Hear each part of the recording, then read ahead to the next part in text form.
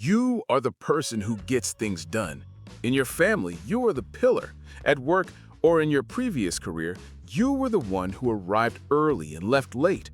Your friends describe you as organized, reliable, and tireless.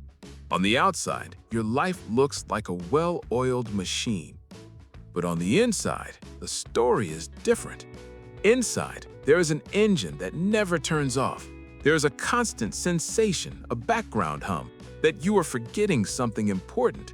That if you stop for just 1 minute, all the plates you are spinning will crash to the floor. You don't have panic attacks. You don't stay in bed crying. On the contrary, you do too much. And that is exactly why no one notices you are suffering, not even you. We were taught to call this success, to call it adult responsibility. But psychology has a different name for it. It is called high-functioning anxiety. And if you are over 50, this isn't just an annoying personality trait. It is a biological risk. Recent neuroscience studies show that the fuel for this anxiety, chronic cortisol, may be physically shrinking the memory center of your brain. Those forgetful moments you call senior moments, they might not be age. They might be the price of your efficiency. Welcome to the gray matter revolution. Today, we are going to take off the mask of productivity and reveal the 7 silent signs that your strength is actually a cry for help from your nervous system. Let's do a self-exam. Don't look for fear or trembling. High-functioning anxiety at 50 is subtle. It hides in behaviors that look like virtues. Sign 1. No is physically painful. You feel disproportionate guilt when saying no to a request, even if it is something trivial. Why? Because your identity was built on being useful. The high-functioning anxious person unconsciously believes that their value as a human being is tied to their utility. If you aren't helping, you aren't worthy of love. Sign 2. Explosive irritability, the short fuse. You are patient all day, but suddenly you explode because someone chewed too loudly or left a light on. This isn't grumpy old age. This is what we call compression fatigue. You spend so much time holding your emotions in to appear strong that your emotional regulation battery runs out at 6 p.m. The explosion is the safety valve. Sign 3. Busyholism, addiction to busyness. You can't sit and watch a movie without grabbing your phone, folding laundry, or making a list. Silence and inactivity make you nervous. Science explains this. Busyness acts as an anesthetic. As long as your mind is occupied with tasks, it doesn't have to deal with the painful emotions of aging, loneliness, or the past. You run so you don't have to feel. Sign 4. Productive procrastination.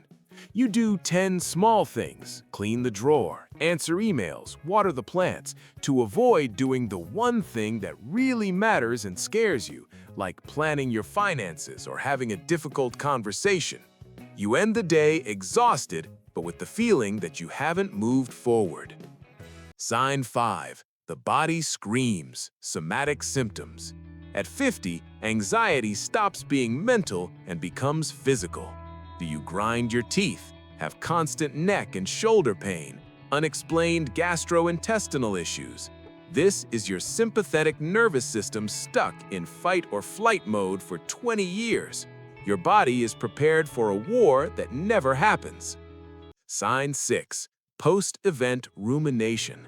You go to a dinner party, have fun, but come home and spend the next hour replaying every conversation. Did I talk too much? Did they understand the joke? The high-functioning anxious person has such a high need for control that they try to control even the past. Sign 7. The fear of the catastrophic future. You don't plan for the future, you prepare for disasters. You don't buy life insurance, you visualize your family in poverty. The high-functioning anxious person uses pessimism as a shield. If I expect the worst, I won't be caught off guard. It is an exhausting way to live. If you identified with 3 or more of these signs, I need you to listen to this carefully. The problem isn't just that you are stressed. The problem is what this is doing to your sharp mind. Remember when I talked about forgetfulness? A study published in Frontiers in Aging Neuroscience revealed a frightening correlation. Elevated levels of cortisol, the hormone you release to maintain this high functionality, are linked to a reduction in the volume of the hippocampus. The hippocampus is your memory's hard drive. When you live in a state of constant alert, your body prioritizes immediate survival over storing long-term memories. You aren't losing it. You are intoxicated by stress. Your need to control everything is costing you your mental clarity.